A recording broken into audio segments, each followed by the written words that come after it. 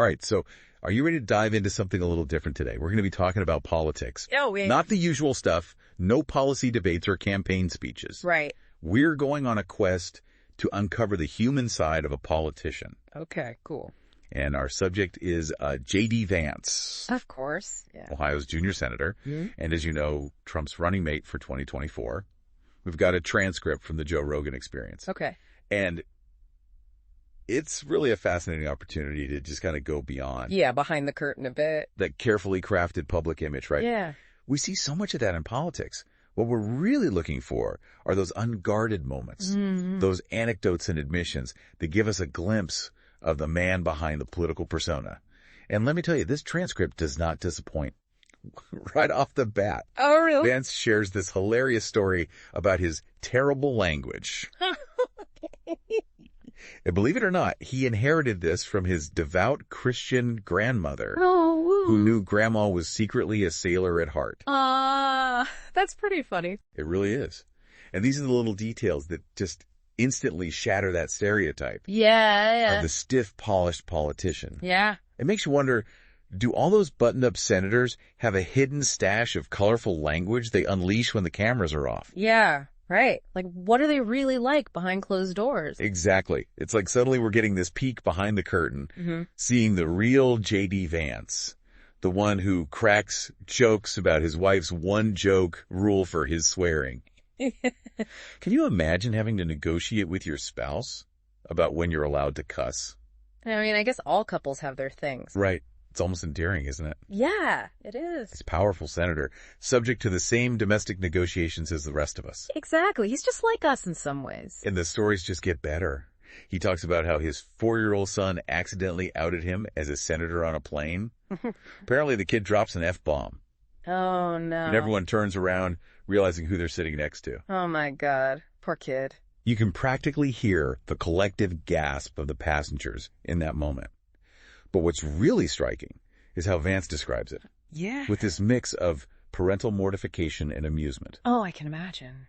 It's a classic dad moment, reminding us that even senators have to deal with their kids' embarrassing outbursts. It is, yeah. We've all been there. Exactly. It's those little glimpses of normalcy that make politicians feel relatable. Yeah, for sure. Almost like we could bump into them at the grocery store and share a knowing glance about the joys and trials of parenting. Yeah, just like regular people. Right. Now, of course, being a senator, especially one in the national spotlight, comes with his own unique set of challenges. Vance talks about the loss of anonymity, right, the constant media scrutiny, and the adjustments he's had to make. It's very tough. I mean, you lose a lot of your privacy. He paints a picture of a life that's both surreal and strangely isolating. Imagine having to take a 14-car motorcade just to grab a steak dinner a few blocks away. Oh my gosh, seriously. Yeah. Talk about a loss of spontaneity. It makes you appreciate the simple freedom of hopping in your car and going wherever you want, whenever you want, no motorcades, no security detail, just you and the open road. And he specifically mentions missing the ability to just drive his family around. Really? Something so many of us take for granted. Yeah, I can see that. That sense of normalcy, of being able to blend in, is something he clearly longs for. Yeah, I get that. It's a big trade-off. It's a side effect of fame and power that we don't often consider. It makes you wonder, is the trade-off worth it? I mean, that's a question a lot of people in the public eye must ask themselves. It's a question that probably haunts many public figures. Yeah. At what point does the weight of the office, the loss of privacy and personal freedom outweigh the desire to serve? And speaking of serving, did you know that Vance had actually considered running for president himself? He's one of the youngest senators. Wow. I didn't realize that. And he recounts a conversation he had with Trump about the VP pick. Oh, wow. So they talked about that. Yeah. That's fascinating. It is. It's fascinating to get a behind-the-scenes look at those high-level political discussions. Totally. It humanizes the process in a way, showing that even presidential campaigns involve personal conversations and considerations. And then there's this intense moment where he describes learning about the assassination attempt on Trump while he was at mini golf with his kids. Oh, gosh. And his reaction was immediate and visceral. He Yeah. said, "Grab my kids, throw them in the car, go home, and load all my guns." Wow, that's intense. I mean, I guess that's a natural reaction. It's a chilling reminder Yeah. of the very real dangers Of course. that come with holding a position of power. Yeah. especially in today's polarized climate. Mm. But it also speaks volumes about Vance as a father. That instinct to protect, to shield his children from harm, transcends any political ideology. Right. It's a deeply human response that we can all relate to, whether we agree with his politics or not. It is. It makes you think about what you would do in that situation. It's a powerful example of how these personal anecdotes can reveal so much more about a person than any policy statement or campaign speech ever could. So, it seems like we're starting to get a sense of JD Vance the man. Right. It's not just JD Vance the politician, but hold on tight, because we're just getting started. Okay, so welcome back. We're continuing our deep dive into JD Vance. Yeah, getting to know him a little better. Peeling back those layers, the man behind the political headlines, and trust me, we're about to get into some thought-provoking territory. Really? Okay, I'm intrigued. As we dig deeper into this transcript, we start to see how Vance's personal experiences and beliefs really shape his worldview. Yeah, that makes sense. He's not afraid to voice strong opinions, particularly when it comes to social issues. Oh, like what? Like gender identity. Okay. The influence of pharmaceutical companies. Right. Yeah, he doesn't hold back. He is known for speaking his mind. He does. Yeah. He makes his pointed comment about a dinosaur transition clinic, referencing his son going through a phase of thinking he's a dinosaur. Oh, okay. It's a humorous anecdote, Yeah. but it also hints at a larger skepticism Okay. he has about how gender identity is being discussed, especially when it comes to children. That's a hot topic for sure. It is, right. Yeah. It raises an interesting question, doesn't it? Yeah. What's that? Where's the line between allowing kids to explore their identities Yeah. and potentially affirming life-altering choices Right. at a young age?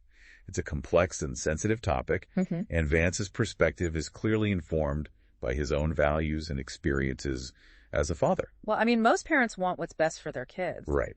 He also expresses deep concern about the use of puberty blockers, Oh, okay. arguing that childhood should be a time for exploration, not medical intervention. I see. He worries about the potential long-term consequences, Yeah. both physically and emotionally, for young people who are grappling with their identity. It's a tough issue, a lot of different viewpoints. What's striking here is his emphasis on personal responsibility, individual choice. Okay. He seems to be pushing back against the idea Yeah. that society should dictate or enforce certain beliefs, I can see that. especially when it comes to such personal matters. Makes sense. And it's not just about gender identity. Right. He takes aim at what he calls corporate psychopaths, Corporate psychopaths. particularly in the pharmaceutical industry. He sees these corporations as prioritizing profit over people, Okay. and he's deeply skeptical of their influence on everything from healthcare to media coverage. So he's concerned about their power. He is. He even uses this chilling analogy What's that? of pharmaceutical companies using Native American tribes Oh, wow. as a shield against lawsuits. That's pretty heavy. It is. Whether or not the story is true, Yeah. it speaks volumes about his distrust of these powerful entities and their motives. It makes you think, doesn't it? How much power do these corporations have? Yeah, it does make you think. And are they really acting in the best interests of the public? It's something we all grapple with as consumers and citizens. It is. It's a big question these days. He also criticizes the environmental movement, Okay. specifically their intense focus on carbon footprint. Okay, yeah. He contrasts this with what he sees as more pressing concerns, like rising obesity rates and kids spending less time outdoors. Yeah, I can see that perspective. He seems to be challenging the priorities of the movement, arguing that they're out of touch with the everyday realities of many Americans. So he's kind of pushing back against the mainstream a bit? He is. It's a provocative stance, and it definitely goes against the grain of mainstream environmental discourse. It's definitely interesting to hear different perspectives. And then he brings up his experience with the train derailment in East Palestine, Ohio. Oh, right. Yeah, that was a big deal. Which released toxic chemicals into the environment. He's highly critical of what he sees as the environmental movement's indifference to this disaster. Oh, really? Which primarily affected rural America. I see. It's a stark example of how political views can be shaped by personal experiences. Oh, yeah, absolutely. Having witnessed firsthand the impact of this environmental disaster on his constituents, Vance's skepticism of the movement's priorities makes a lot of sense. Yeah, I can understand. It also highlights the complex interplay Mm-hmm. between local and global issues. For sure. While climate change is undoubtedly a global threat, Right. Vance seems to be arguing that we can't ignore the immediate needs of communities. Yeah.